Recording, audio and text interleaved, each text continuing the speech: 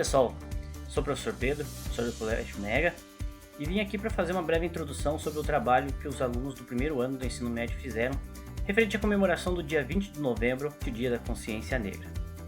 O Dia da Consciência Negra foi instituído no ano de 2003 através da Lei 10.639, com o tema História e Cultura Afro-Brasileira, que acaba compondo a obrigatoriedade do ensino da cultura afro nos componentes curriculares das escolas.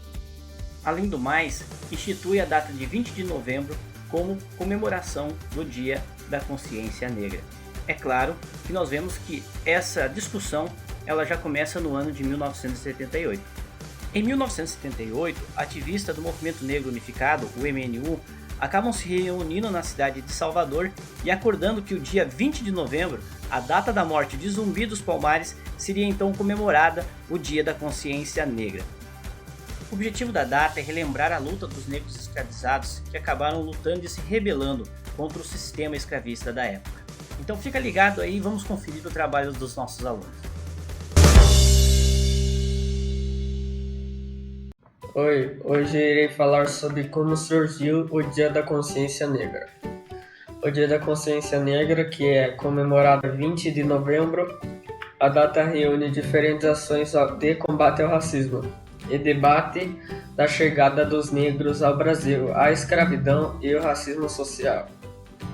A data significativa e importante para o Brasil. O Dia da Consciência Negra foi instituído durante o governo Lula através da Lei nº 10.639. Zumbi de Palmares comandou o Quilombo dos Palmares por quase 15 anos e liderou a resistência de milhares de negros contra a escravidão. Durante a sua liderança, Palmares enfrentou diversas batalhas para defender o território e liberdade dos negros no Quilombo. Nesse dia, de homenagear e reconhecer a luta do Zumbi dos Palmares, o Dia da Consciência Negra é fundamental para evidenciar as desigualdades e a violência contra a população negra brasileira. Além de comemoração, a data nos proporciona refletir sobre o racismo e suas consequências nos dias atuais. Bom dia, boa tarde, boa noite. Meu nome é Raiele e meu grupo vai explicar sobre a influência africana no Brasil. A escravidão no Brasil durante 400 anos constituiu a base da economia social brasileira, além de também influenciar a formação cultural. A miscigenação entre europeus, indígenas e africanos constituiu a identidade populacional do brasileiro. Dessa forma, a matriz africana tem influência cultural que vai muito além de um vocábulo. Meu nome é Ana Heloísa e eu vou falar sobre a culinária afro-brasileira. A sua origem remete ao período escravocrata, quando aos escravos era destinado apenas as sobras dos alimentos, enquanto aos senhores europeus brancos era destinada toda a parte boa da comida. Um exemplo disso é a feijoada, que era feita com pedaços não muito nobres do porco, como a orelha, o rabo, as costelas ou os joelhos do porco, e misturadas com feijão preto deram origem a um dos mais famosos pratos típicos brasileiros. Outra característica marcante da culinária afro-brasileira são os temperos, como o leite de coco, o azeite de dendê, o inhame, a pimenta, entre outros. O azeite de dendê, por exemplo, ele é feito de uma palmeira, a qual é extraída o óleo que dá cor e sabor aos alimentos.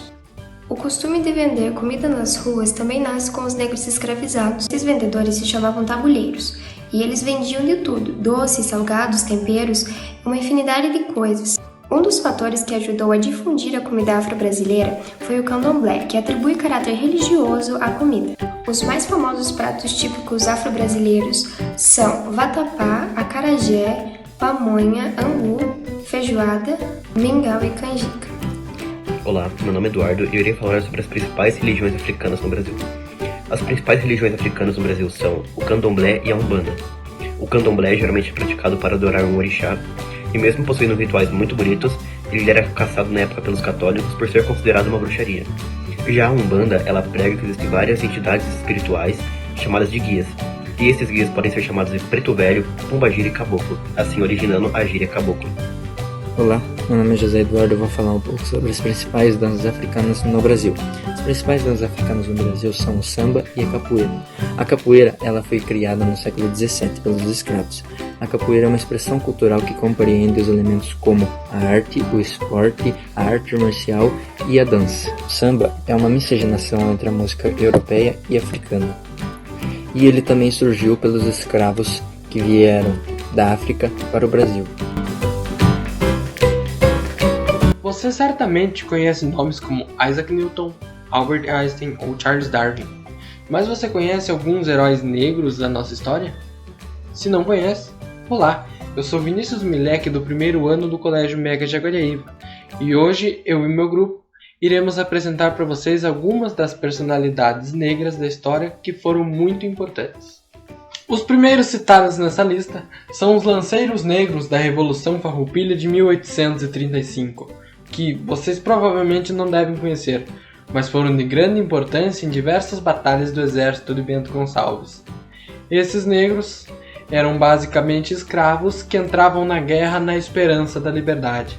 Sua arma era uma lança, por isso o nome lanceiros, e seu cavalo, sua forma de defesa, sua própria valentia e coragem, e seus gritos de guerra que eram, segundo o próprio Giuseppe Garibaldi, extremamente amedrontadores, e vinham oriundos de suas culturas lá dos povos da África. Mas esta coragem e valentia de nada serviu.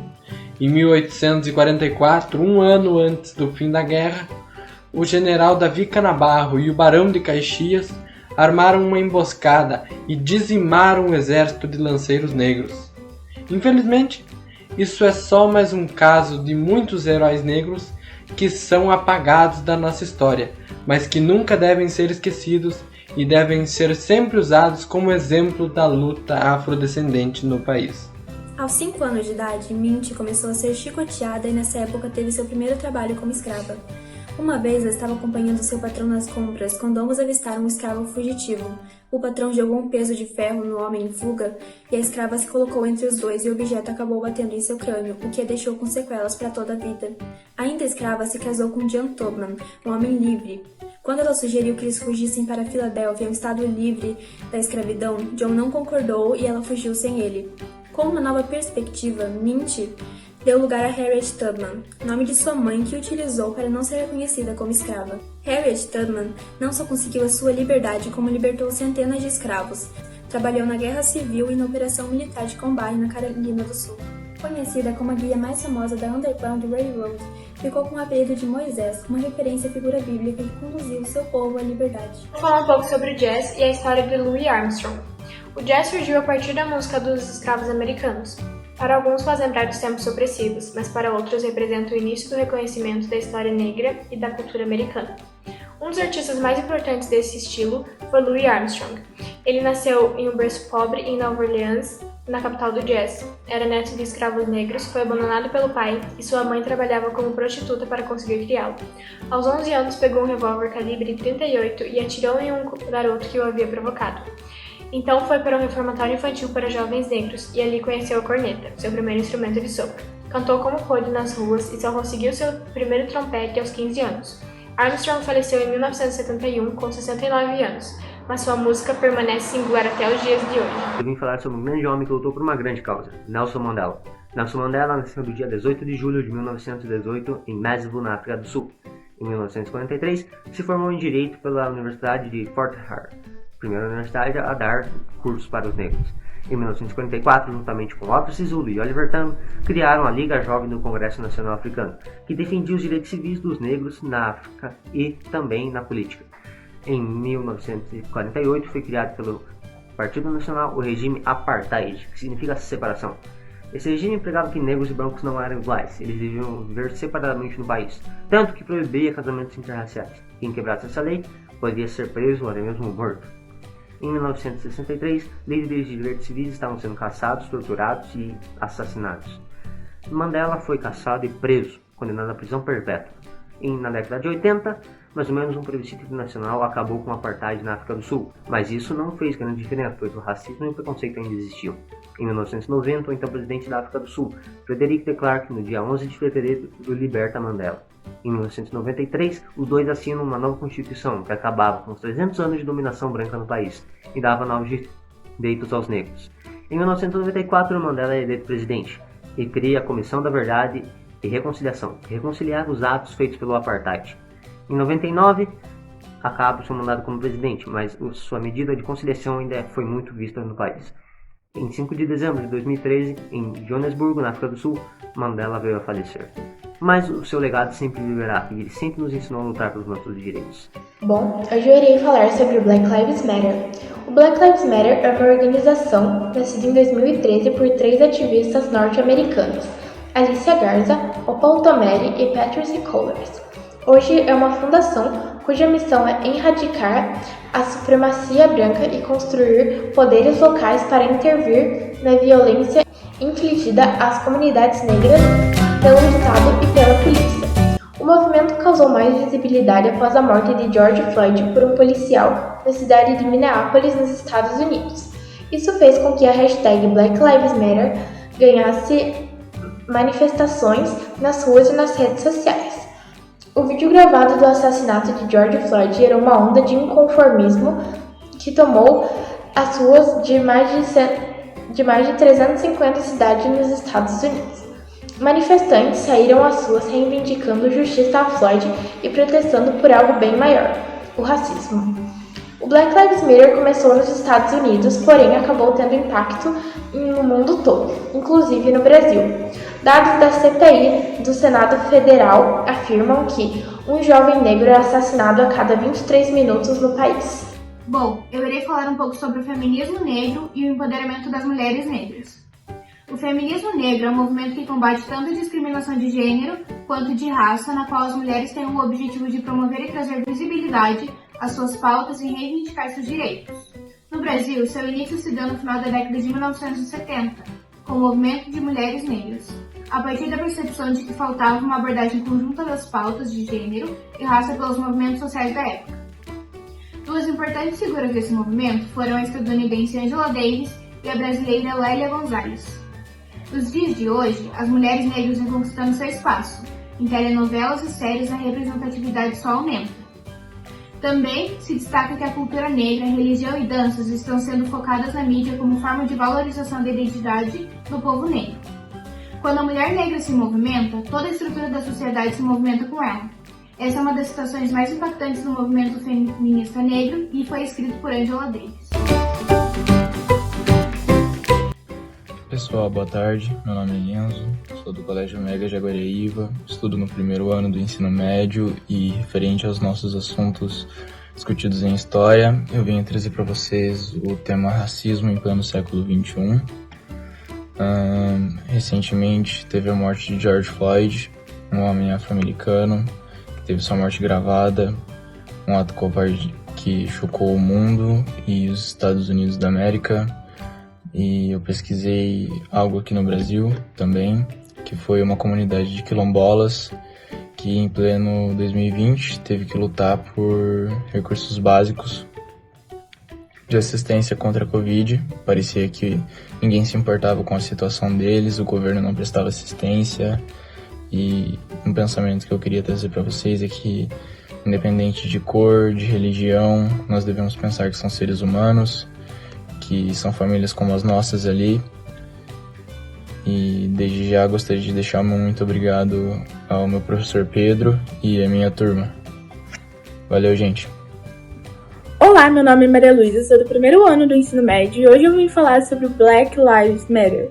O motivo pelo qual se iniciou esse movimento foi quando Trayvon Martin, um adolescente negro de 17 anos, foi morto por um policial branco, onde também civis protestaram contra a absolvição do policial sobre júri.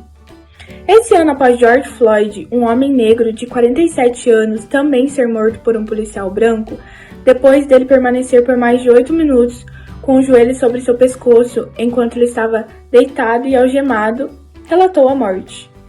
A mídia sobre o caso foi tão grande que o movimento criado por volta de 2013 por Alicia Garza, Patsy Cooler e Opal Tommet voltou com muita mais força e com uma nova hashtag, Vidas Negras Importam, onde lutam pela igualdade racial e fazem com que outras pessoas se juntem a esse movimento.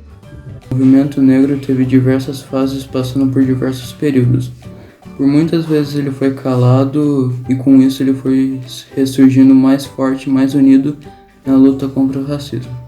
Na história do povo brasileiro, por exemplo, os ex-escravizados tiveram muitas dificuldades, porque eles foram jogados na rua e não tiveram educação, emprego, nem cidadania, e com isso eles tiveram várias dificuldades. Aos poucos que eles foram conseguindo emprego, educação, entre outras coisas, mas ainda assim permaneceu o racismo.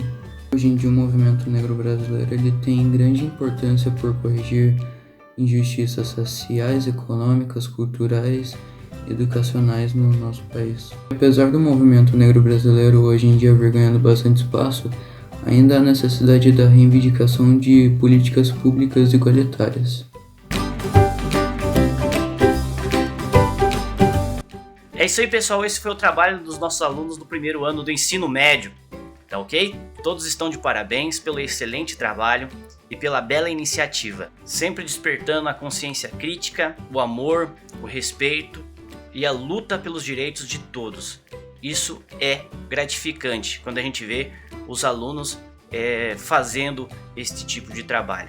Então, meu muito obrigado a vocês, queridos alunos do primeiro ano, parabéns, vocês são mega. E para finalizar, queria fazer a leitura de uma breve frase de Martin Luther King, que diz assim: eu decidi ficar com amor. O ódio é um fardo muito grande para suportar. Que nós possamos então despertar e semear a semente do amor no mundo, né? Já existe guerra demais, já existe morte, já existe conflito demais. Então vamos despertar o amor, ok? Um abraço, pessoal!